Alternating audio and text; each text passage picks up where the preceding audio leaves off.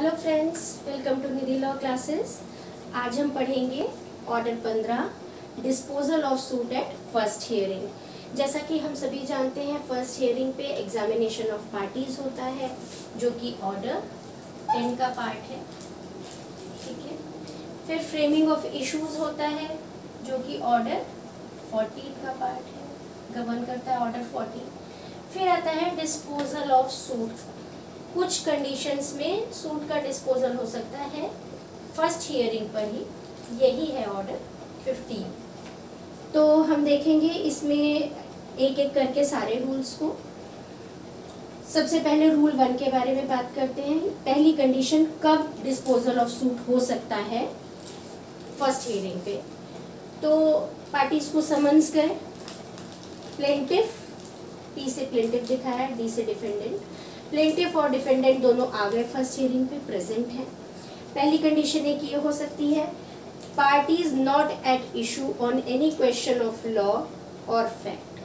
कोई भी question of law है या फैक्ट है, उस पे पार्टीज के बीच में इशू नहीं है, ऐसा कोर्ट को लगता है। देन कोर्ट में pronounce judgment at once. Court उसी हियरिंग पे जजमेंट सुना सकती है। इसमें एक केस है।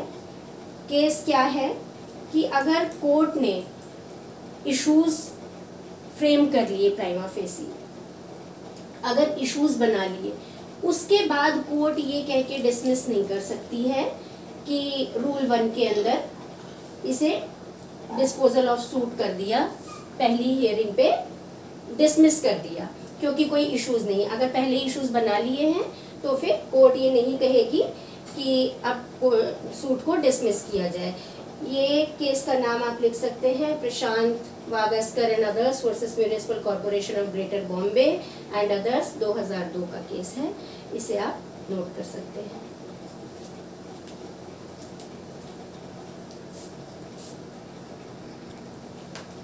फिर रूल 2 आता है। एक ऐसी कंडीशन हो सकती है कि कई सारे डिफेंडेंट्स हैं, मोर देन वन डिफेंडेंट। उनमें से कोई डिफेंडेंट ऐसे हैं कि they are not at issue, वो नहीं है, उनको कोई इशू नहीं है, कोर्ट की फाइंडिंग्स में आता है। तो कोर्ट क्या कर सकता है, कोर्ट में प्रोनाउंस जजमेंट उनके फेवर में, फॉर देम और अगेंस्ट सच डिफेंडेंट, उनके अगेंस्ट में भी कर सकता है। फिर क्या होगा, सूट शैल प्रोसीड अगेंस्ट अदर डिफेंडेंट्स। बाकी डिफेंडेंट्स के अगेंस्ट में सूट वैसे ही चलेगा। अब थर्ड कंडीशन आती है जो कि रूल 3 में दी हुई है। इसमें 2 केसेस हो सकते हैं। आप समन्स जो जाते हैं पार्टीज को, वो समन हो सकता है for the settlement of issue, summon में मेंशन्ड, या फिर for final disposal of the suit. Summon में लिख के गया है कि ये समन है for final disposal of suit. तो फिर फाइनल डिस्पोजल ऑफ सूट के लिए जब भेजते हैं तो फिर उसी हियरिंग पे, फर्स्ट हियरिंग पे ही जो भी एविडेंस होते हैं, जो भी आर्ग्यूमेंट्स होते हैं, वो सब करा लिए जाते हैं, एविडेंस ले लिए जाते हैं, आर्ग्यूमेंट्स हो जाते हैं।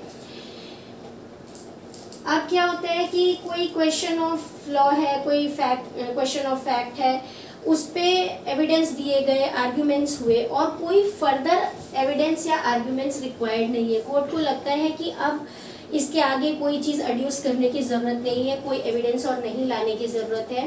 नो एविडेंस और आर्ग्यूमेंट्स आर रिक्वायर्ड एनीमोर। और ऐसा करने से कोई इनजस्टिस नहीं होगी, नो इनजस्टिस विल हैपन। तो कोर्ट क्या करेगा, कोर्ट में, it's always the discretionary power, court में डिटरमिन सच इश्यूज, और अगर फाइंडिंग सफिशिएंट है डिसीजन के लिए, देन कोर्ट में प्रोनाउंस द जजमेंट। तो ये आपने देख लिया कि अगर कोई एविडेंस और आर्ग्यूमेंट आगे नहीं रिक्वायर्ड है, जितना फर्स्ट हियरिंग पे पार्टीज ने दिए उतने सफिशिएंट है, कोई इनजस्टिस नहीं होती है, तो कोर्ट ऐसे इश्यूज को डिटरमिन कर सकता है, कोर्ट में प्रोसीड, और उसको लगता है कि उसकी फाइंडिंग सफिशिएंट है तो कोर्ट में प्रोनाउंस जजमेंट। अब इसमें 2 केसेस ये हो सकते हैं कि अब कोर्ट जजमेंट तो दे सकता है, लेकिन अगर ये final disposal of the suit के लिए था तो कोई बात नहीं है, कोर्ट में प्रोनाउंस जजमेंट। ठीक है, में प्रोनाउंस जजमेंट। पर अगर सेटलमेंट ऑफ इश्यूज के लिए ही भेजा था, समझ गया था कि इश्यूज सेटल होंगे, बट कोर्ट को जब सामने आई सारी बातें तो कोर्ट को लगता है कि नहीं इसका फाइनल डिस्पोजल हो सकता है, तब क्या होगा कि अगर पार्टीज यानी कि प्लेंटिफ एंड डिफेंडेंट या उनके प्लीडर्स जो उनको रिप्रेजेंट करते हैं वो कोई ऑब्जेक्शन नहीं करते हैं, no objection from there side, no objection, parties and pleaders का नो ऑब्जेक्शन होता है कि ठीक है हम आए तो थे सेटलमेंट ऑफ इश्यूज के लिए, लेकिन हम कोर्ट फर्स्ट हियरिंग पे ही फाइनल डिस्पोजल होने से हमें कोई ऑब्जेक्शन नहीं है। तो in this case also court में प्रोनाउंस जजमेंट। अगर इन्हें ऑब्जेक्शन होता है तो ये कोर्ट से आगे की डेट मांगेंगे कि हमें आगे के लिए एक डेट दीजिए जिसपे कि हम और अपने एविडेंस ला सकें, हम और आर्ग्यूमेंट कर सकें। तो फिर कोर्ट क्या करेगी, इनको आगे की डेट दे देगी। कोर्ट में pronounce judgement only with the consent of parties and pleaders where summons were for settlement of issues. तो एक ये चीज हो गई है। अब इसके बाद हम रूल 4 देखते हैं। रूल 3 में हमने देखा था कि जब समन्स फाइनल डिस्पोजल के लिए थे और सेटलमेंट ऑफ इश्यूज के लिए थे, दोनों कंडीशंस के बारे में बताया गया था। रूल 4 जो है, जो चौथी कंडीशन है, वो केवल फाइनल डिस्पोजल ऑफ सूट के बारे में बात करती है, फॉर सेटलमेंट ऑफ इश्यूज के समन्स के बारे में वो बात ही नहीं करती है। तो रूल 4 ये कहता है कि जब समन्स जो थे वो फाइनल डिस्पोजल ऑफ सूट के लिए थे, मतलब इसके लिए रूल 3 में भी बताया गया और रूल 4 में भी बताया गया, for final disposal of suit के लिए जब समन थे, और जब सेटलमेंट ऑफ इश्यूज के लिए थे उसके लिए रूल 3 में बताया गया था। तो इसमें अब क्या होता है कि पार्टीज को एविडेंस प्रोड्यूस करने होते हैं अपने, पार्टीज फेल कर जाती हैं टू प्रोड्यूस एविडेंस, और वो कोई सफिशिएंट कॉज भी नहीं शो कर पाती हैं कि हम क्यों एविडेंस नहीं लेकर के आ पाए। तो अब कोर्ट के पास इसकी डिस्क्रिशनरी पावर है, या तो कोर्ट क्या करे, या तो कोर्ट जजमेंट प्रोनाउंस कर दे एट वंस कि आप नहीं लेके आए एविडेंस, आपकी गलती है, समन था ही इसलिए कि फाइनल डिस्पोजल ऑफ सूट होगा, तो आपको सारे एविडेंसेस प्रोड्यूस करने चाहिए थे। तो अब कुछ नहीं हो सकता, अब क्या होगा, court judgment at once pronounce कर दे, या फिर कोर्ट थोड़ा लीनियंसी दिखाते हुए क्या करे, कोर्ट एडजर्न कर दे सूट को और उन्हें अलाउ कर दे, पार्टीज को कुछ टाइम दे दे to produce the evidences. So ये चारों रूल्स हैं, एक बारी ये देख लीजिए, फिर आगे बढ़ते हैं। इन चारों रूल्स के बाद भी कुछ ऑर्डर 15 में समझने के लिए बाकी है।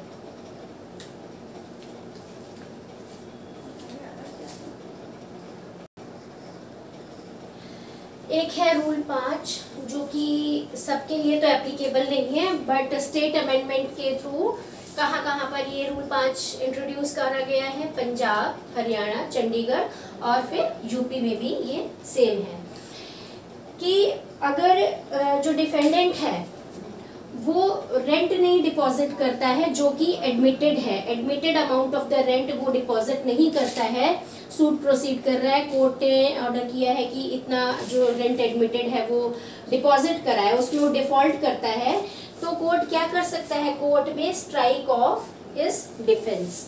बस एक ये चीज़ है जो कि सब जगह के लिए एप्लीकेबल नहीं है, लेकिन पंजाब, हरियाणा, चंडीगढ़ और यूपी के लिए है। अब इसके अलावा this is almost all about the order 15। एक चीज़ और रह गई है, 2016 में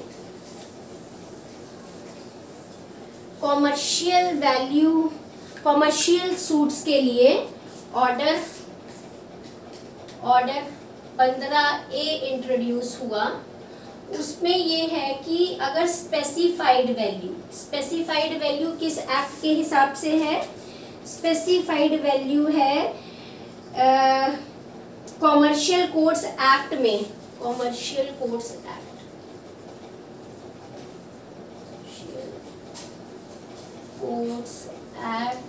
2015 का एक्ट है। अगर इसके हिसाब से स्पेसिफाइड वैल्यू का, जो इसमें स्पेसिफाइड है, स्पेसिफाइड वैल्यू का कोई कॉमर्शियल केस है, कॉमर्शियल डिस्प्यूट है,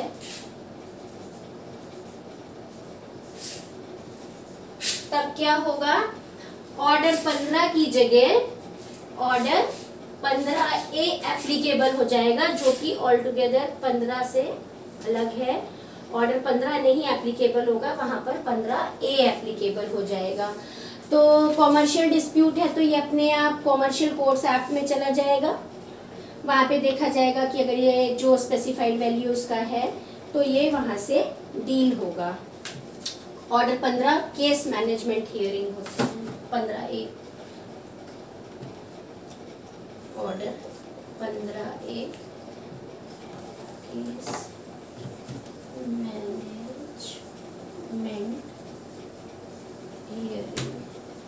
इसके बारे में आप अलग से पढ़ सकते हैं क्योंकि ये अलग ही पूरा ऑर्डर है 15A कॉमर्शियल डिस्प्यूट्स के लिए। फिर उस पर नॉर्मल ऑर्डर 15 नहीं लगेगा। और now this is all about order 15। अगर आपको अच्छा लगा तो please do like, subscribe and share. Thank you very much.